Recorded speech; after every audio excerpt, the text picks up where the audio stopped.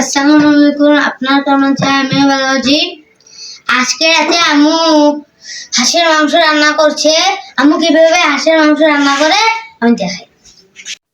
আম্মু তুমি কিভাবে হাঁসের মাংস রান্না করো আমার ভিউয়ারদের দেখাও।